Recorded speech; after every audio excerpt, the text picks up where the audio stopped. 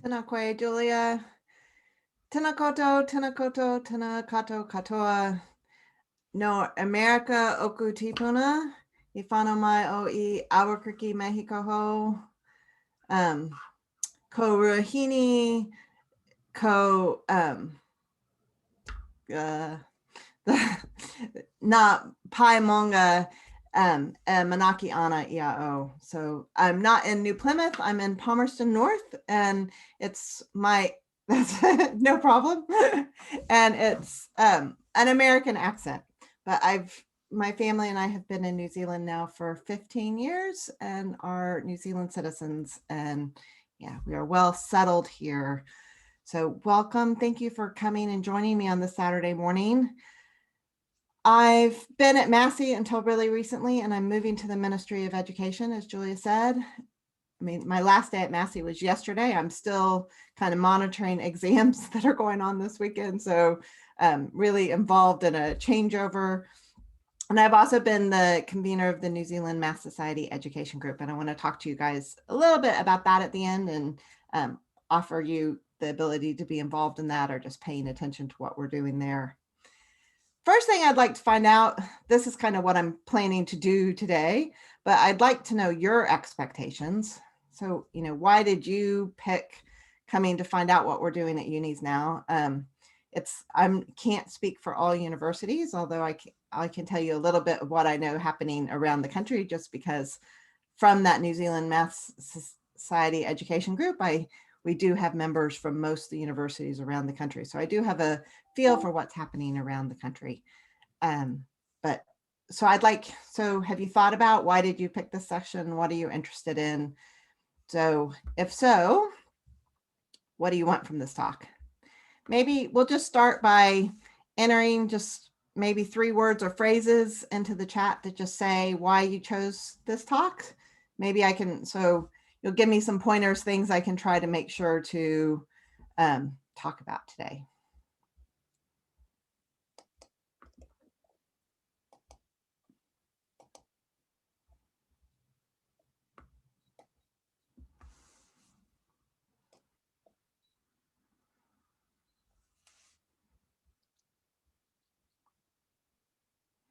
Yeah, I've been thinking about, it's like, what do you need to tell your students? So that's a very good point. Thank you. Yeah, what exactly? Big changes happening because of what we've gone through with the pandemic. And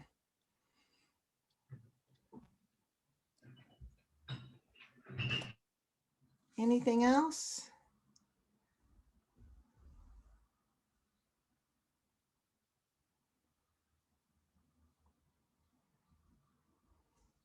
Okay, so yeah, how have things changed? What's the future look like? What are kind of things you can tell your students? What kind of things you should be preparing your students for? So yeah, hopefully I can answer those questions. And if more things come to mind as we're going, as Julia said, please put that in the chat and we'll try to get to that at the end. So a lot of universities in New Zealand, a lot of the teaching is still very traditional classroom.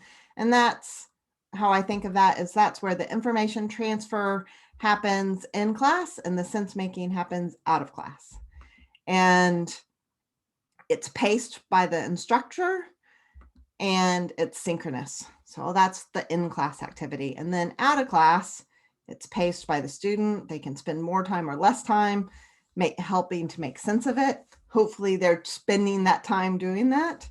And it's asynchronous. So not all at one time, not all students doing it at the same time. They can do it when they want to do it. So that's a traditional classroom. That's probably what most of you had when you were in school or at university. And then we hear a lot about a flipped classroom. And a flipped classroom just flips that dynamic. Now, the idea is that the information transfer is supposed to be happening out of class, that's self-paced and asynchronous, and the sense making is happening in class and it's instructor-paced and it's synchronous. So that was the flipped classroom model that came around in the early 2000s. So it's about 20 years old now. It came about and it got more popularized especially 2007 on, basically with the rise of YouTube and the ability to have videos. So a lot of this information transfer happened through video. So today, now what they're talking about in universities is a blended classroom. Blended learning is what you'll hear in almost all the universities. And that's where information transfer and sense making can happen in both places. So it can be on a continuum from synchronous to asynchronous, and there's a continuum between instructor paced and self-paced. But that's where we get this whole web of other things coming in. And I know I'm not supposed to be monitoring the chat, but I just wanted to make sure. Thanks. See, some other people are answering questions and we can come back and talk about that. Okay, sorry about that. So blended learning is the new kind of hot thing, is what they're talking about. So at Massey University, all their campuses, all courses are moving to a blended learning model. That could mean exactly the traditional classroom, and that could mean the flipped classroom, and it could mean a lot of things in between. So blended learning can be a lot of different things. Massey's not the only one going to this model. I know for certain that University of Canterbury is really trying to think about all their courses in a blended learning model. And I'm sure as time goes on, other universities will be doing this as well. So some of this means that they're offering courses by distance, but that doesn't necessarily be what it means. This can also be just what students have to expect.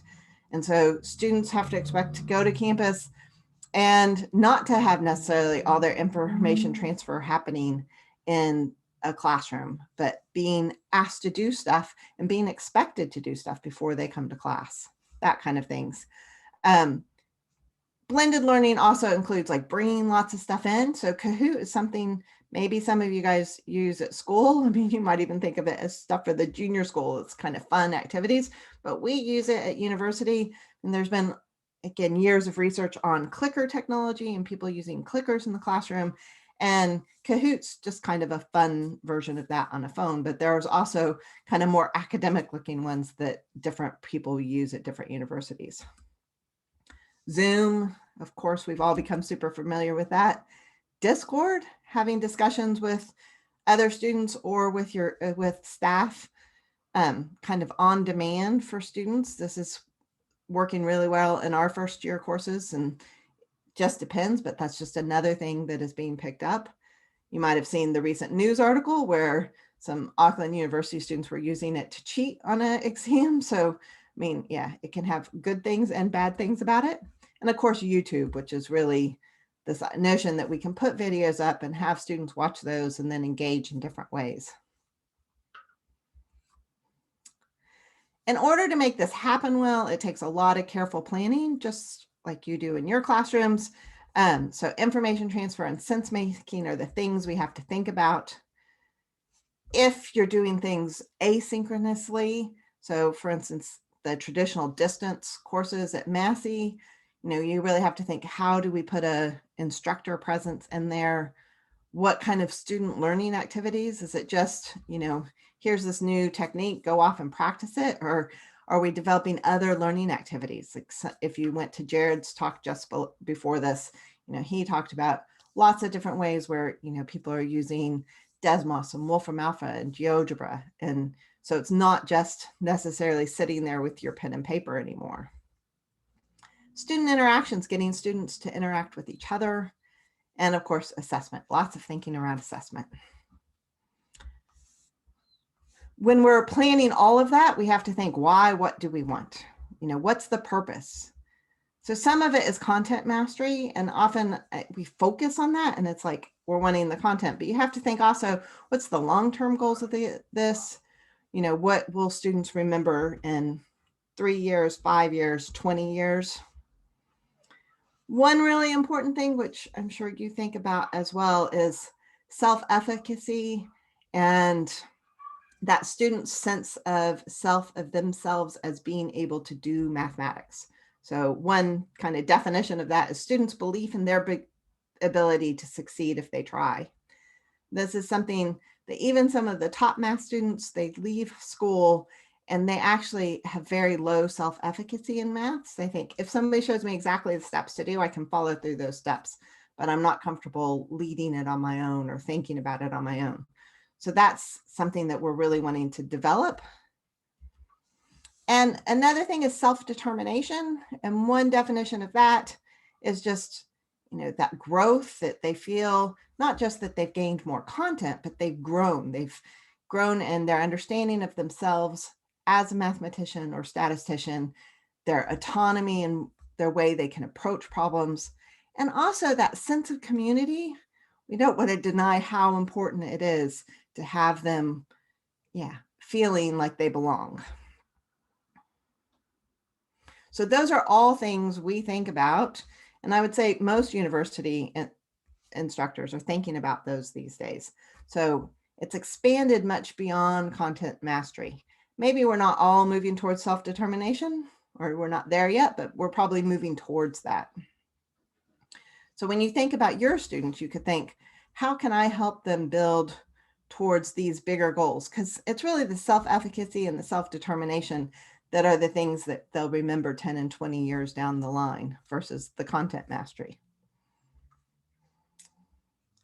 One of the things I have to think about a lot, so I primarily taught Massey distant students, is just allowing for diversity.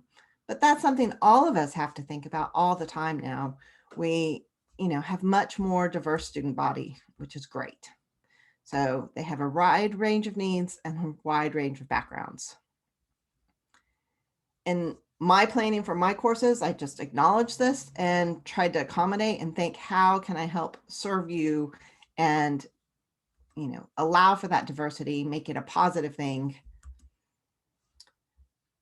There is a lot of math anxiety that comes into the university. So that's one of the things that we find both at schools and at university. There's been some good recent studies in New Zealand schools showing about the math anxiety.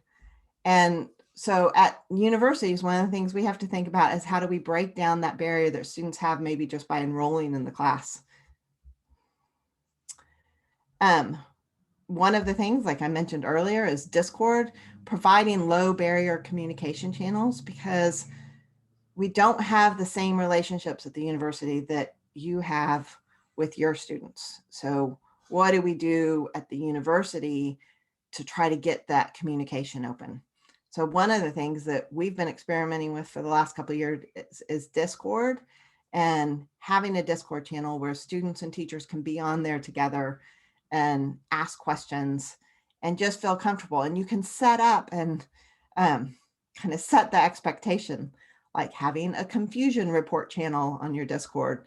So you're kind of acknowledging at the start that you're not going to know everything. There's going to be some parts of this that are confusing. We're not expecting you to come into this course knowing everything. We're expecting you to grow and learn. And so lots of messages around that. And an I need help channel, that's a way, rather than them waiting for an office hour or something, to get students help in a more timely manner, possibly from another student, possibly from a staff member.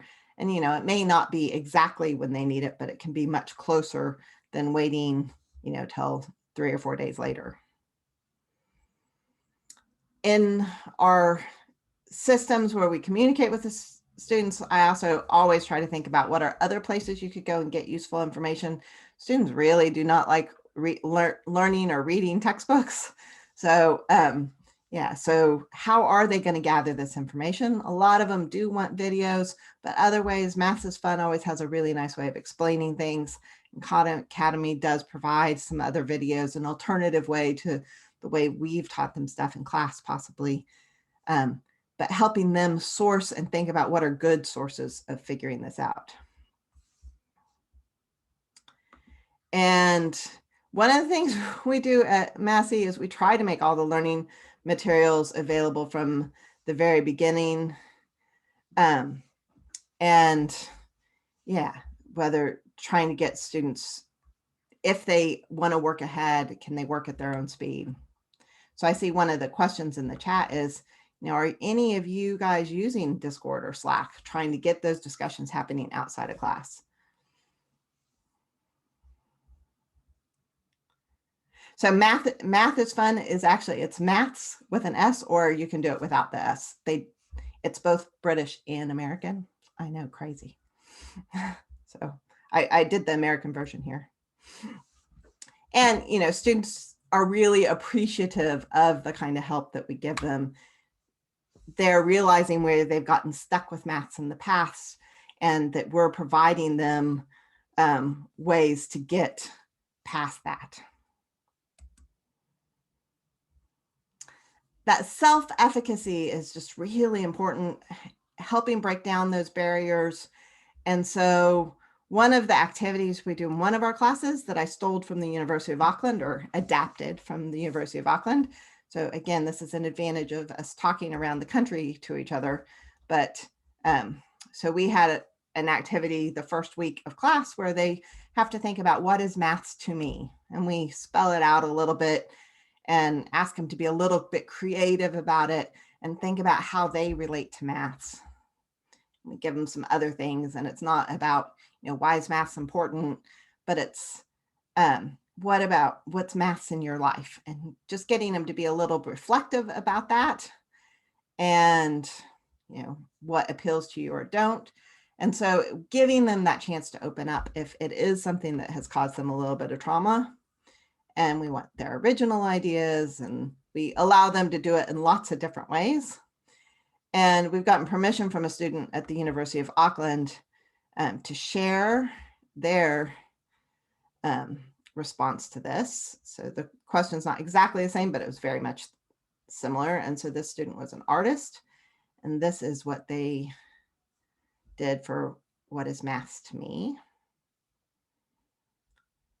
So it's a painting, and I've taken a picture of the painting, and I find it just very, very powerful.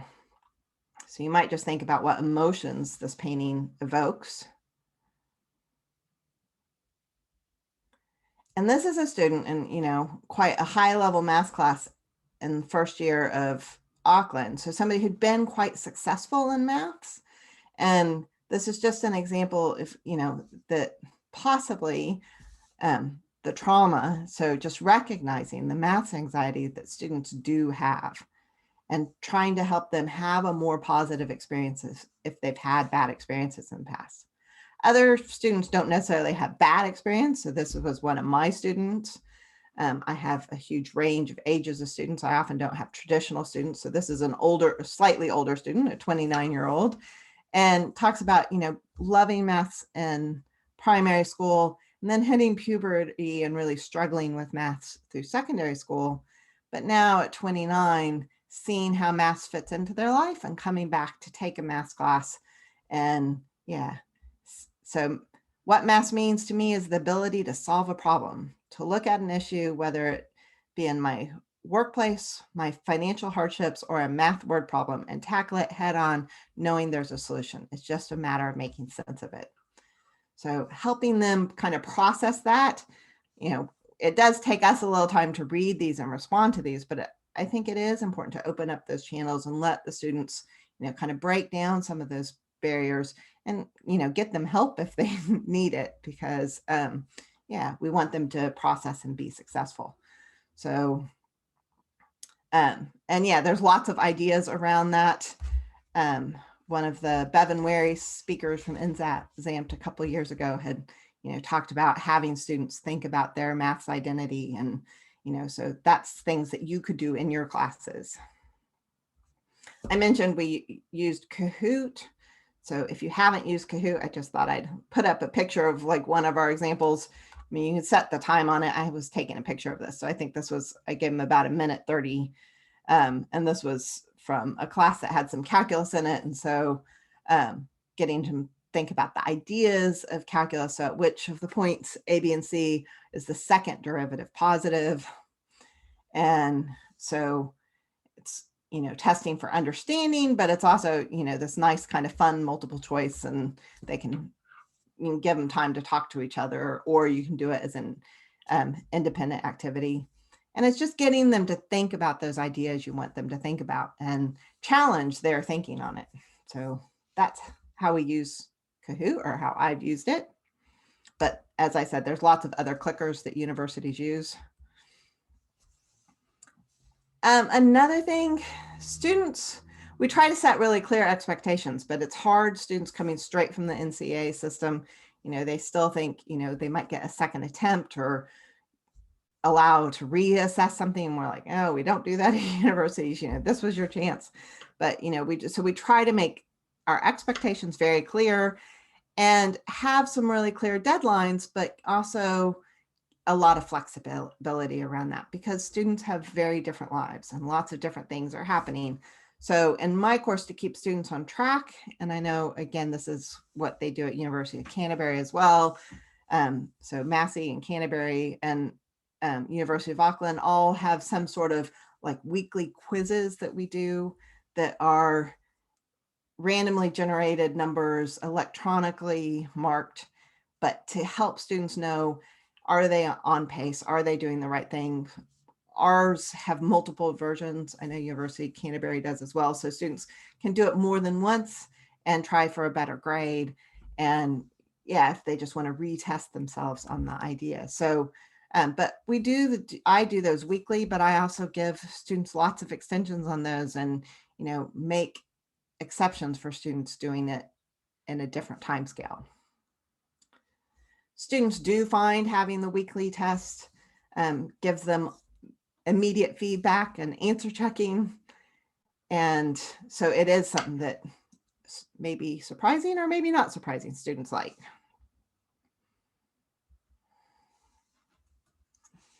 So we have learning management systems where we, convey the information to students. And that's even whether they're in class, on-campus students or distance students. At Massey now, because of this blended learning, all of them have access to this. But every university has a learning management system and communicates to their students through those and kind of expects students to get on those and do that.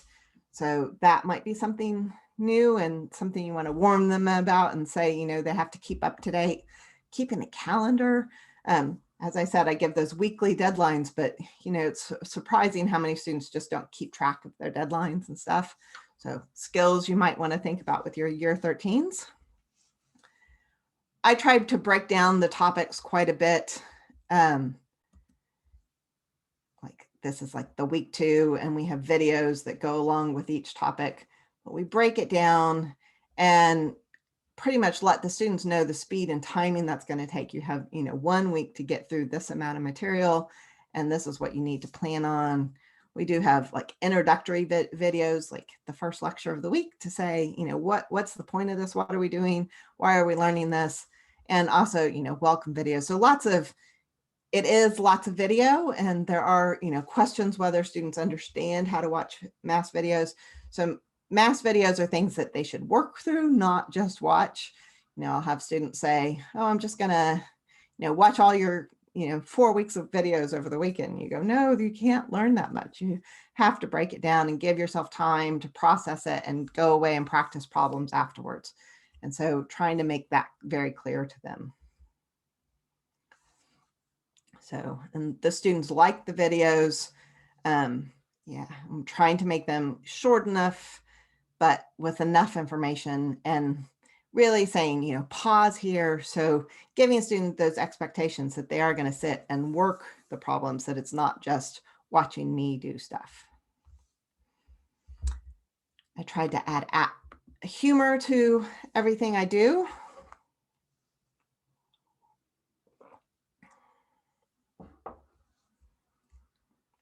So this is a good challenge for the students who don't have English as a first language. So one of the questions is, how do I make sure the students are working through the videos versus just watching them? I haven't done it yet, but technology is helping with this. We do have, like at Massey, through Media Site, we can look and see in our videos there exactly where students paused and if they're pausing or if they're watching it at 1.5 times or 2 times, which students do, and looking to see how they're processing it. But again, once they're adults, it's their choice how they're learning. We try to make it very clear to them what we think is ideal and what will benefit them. So it's about that communication with them and them making good choices.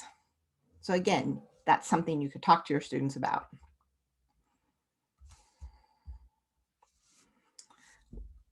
Lots of that conversational tone, making good choices, communicating with them, looking at how they're doing and saying, you know, I can tell you've progressed through this week's material with the weekly quiz and, you know, you're right on track, or maybe you're not on track, and giving them some heads up about that. So we have done that in the past more through emails, but it looks like anybody under the age of 25 doesn't really check emails. So really depends on the students. We have live Zoom sessions, which are synchronous. So it's the only part in the Massey distance course where we do synchronous stuff. Other universities will have, you know, live office hours and stuff. So most everybody has something where students do have that chance to kind of rock up and show up and ask questions. But we find Discord is working much better in terms of getting a higher rate of communications there. Yeah, so those are. So students do like the fact that we pace them and we give them lots of feedback, and that we push them. But again, it's that whole clear expectations, but backing it up with being flexible if they need it. One of the things I think a lot about is growth mindsets, which I know is one of those buzzwords in mathematics, and you can't really, you know, get a growth mindset through just reading quotes, but the quotes do help students think about what it actually means to be striving or working. And so I put quotes on the learning management system at the beginning of each week. I finish off each of my emails with growth mindset quotes. So I've, you know, kind of gone out and looked for them. I've also looked for Fakatoki, and that I can share with the students to help them think about how the New Zealand society, the bigger view, incorporating Maori into that.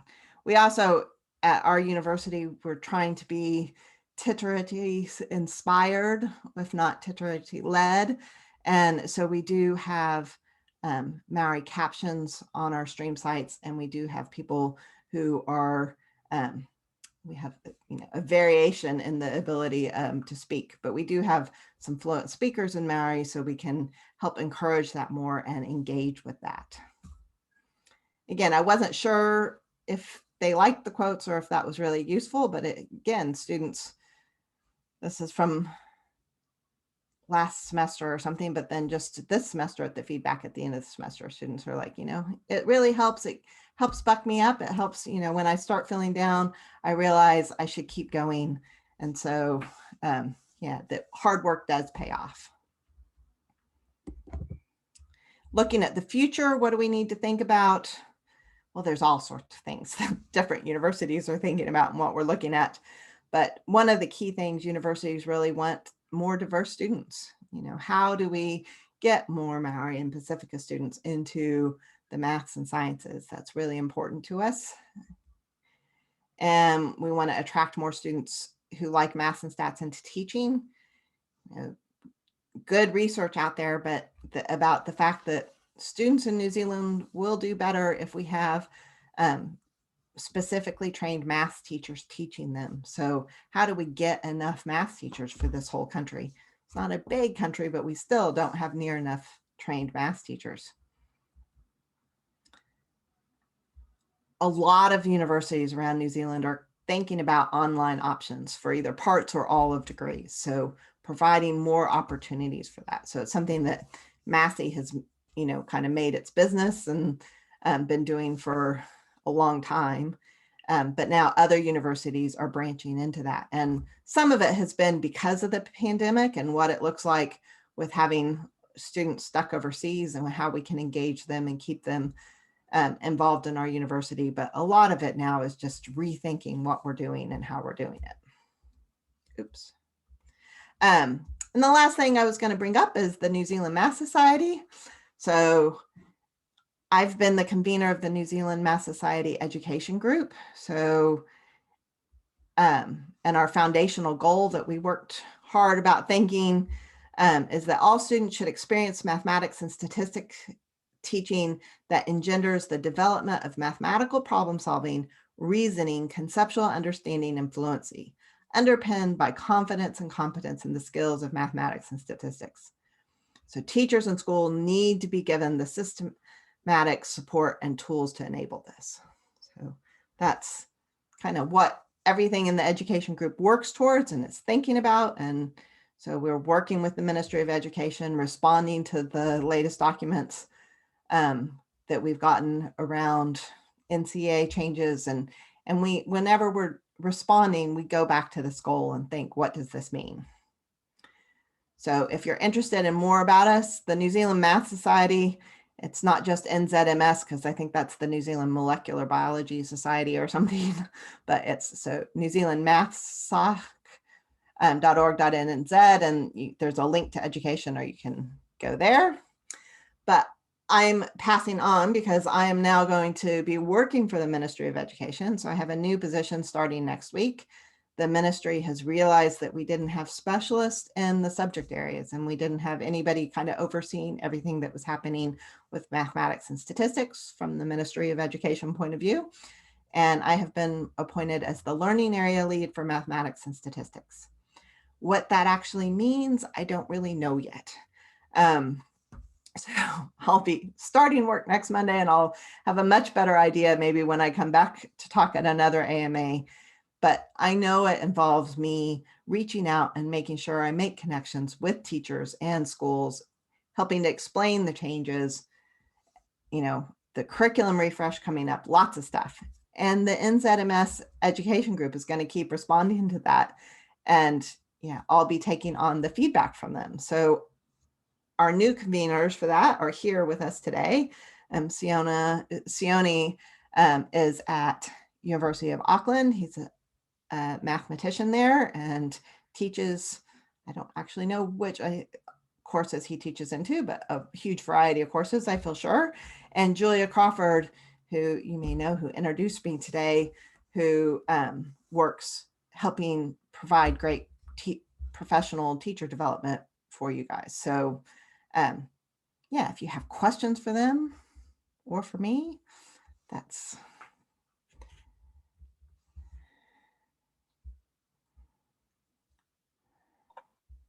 wonderful. Cami, thank you. Thank you for introducing Sione and I to the group.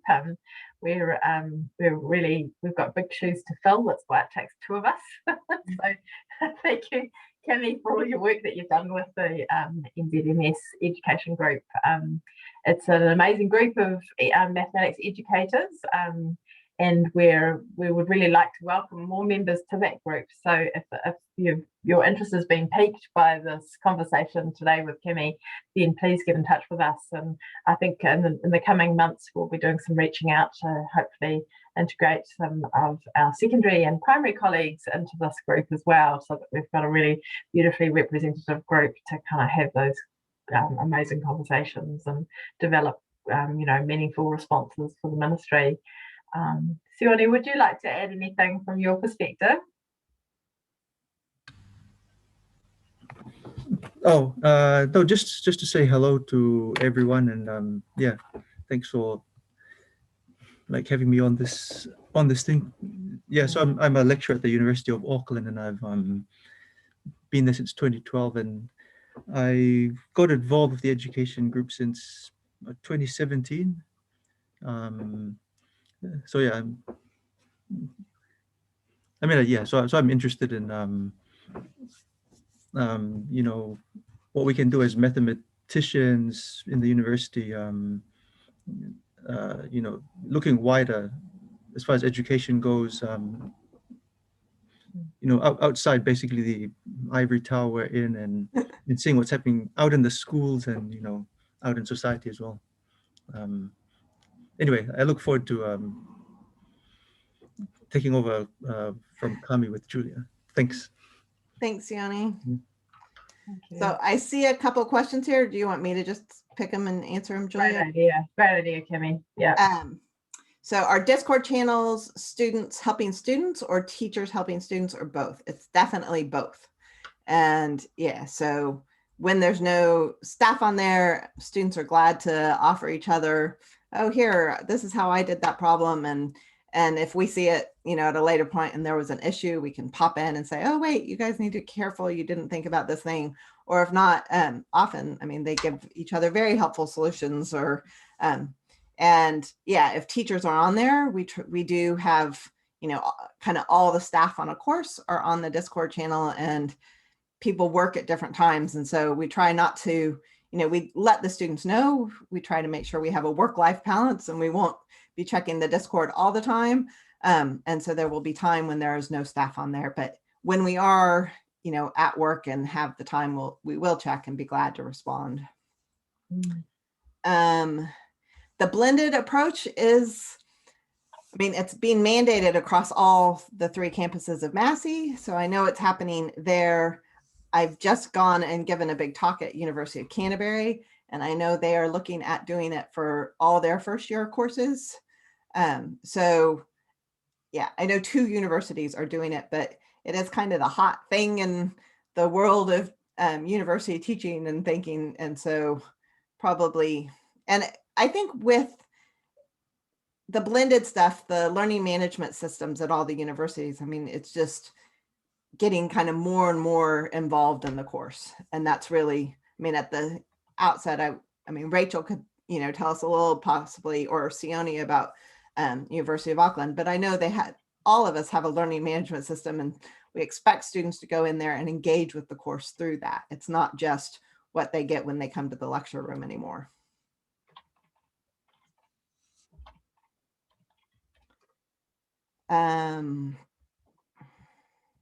Yeah, for us, the quizzes are definitely through the learning management system. And yeah, people use different systems to run them, but they, are generally randomized and give students lots of different options of, practicing problems over and over. I wonder what kind of system we could simulate that with in a secondary context. Like, do you know of any pieces of software? Maybe others do. STAC is what it comes from the University of Edinburgh. It's what they're using now at Victoria, Massey, and Canterbury. And I'm sure there's high school teachers around this country who could get that system and work with it. It's a little, the background to it and what's behind the system is a little mathematical, but it definitely could happen. Could you say the name of that again for me, please? STACK. Right, stack. Yeah, yeah. Would I expect the balance to change as students progress through their study, i.e. third year versus first year, for the blended learning? And sorry, I'm struggling to get this to show me all on one page, but yeah. So I do think the balance changes. Canterbury is doing like all their first year courses blended, but as students grow used to what blended means, it's, it will trickle up through the courses as the students move on. They'll expect some of that, although it does happen more that the, engagement does change as your classes get smaller and you're in the upper level math classes. So yeah, I do expect that it does change a bit. Have I missed other questions? How do we ensure students work through video? Oh, I mentioned that. The technology there is really growing and changing. I mentioned using like Kahoot. The other thing is that now you can, within videos, put in online response questions, and then the students can answer and see the answers of the other students who've previously done the video. So it's actually changing as, as more students watch it and stuff.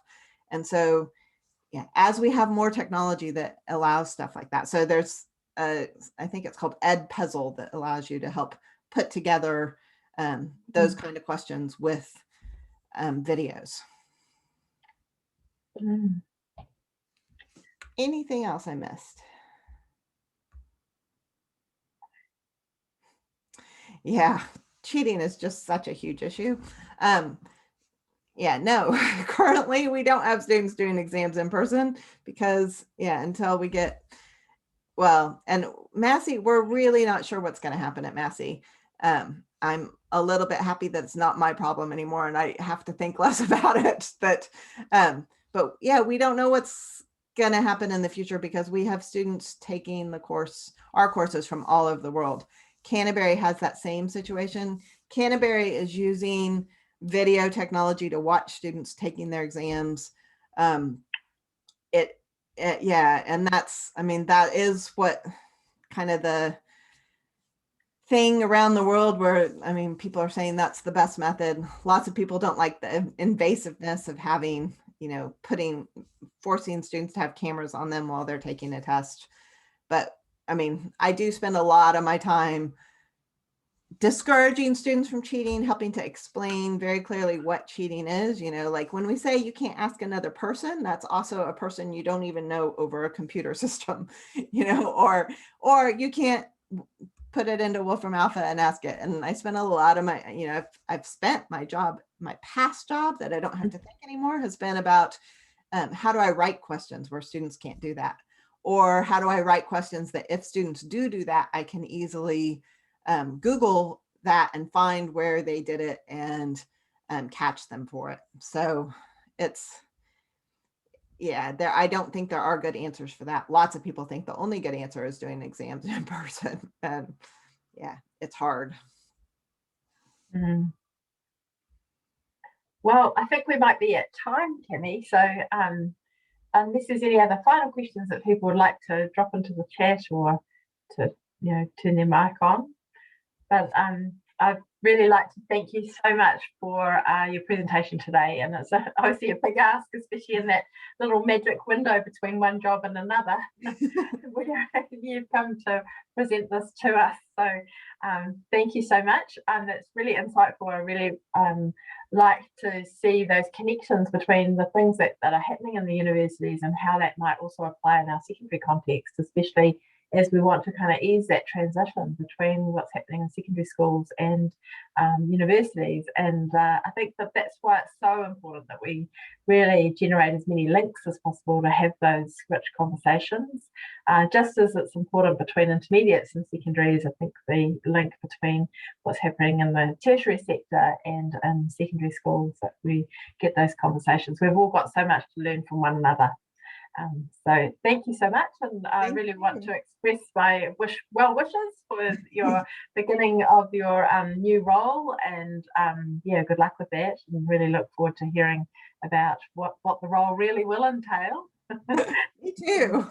Yeah. Cool, but thanks so much.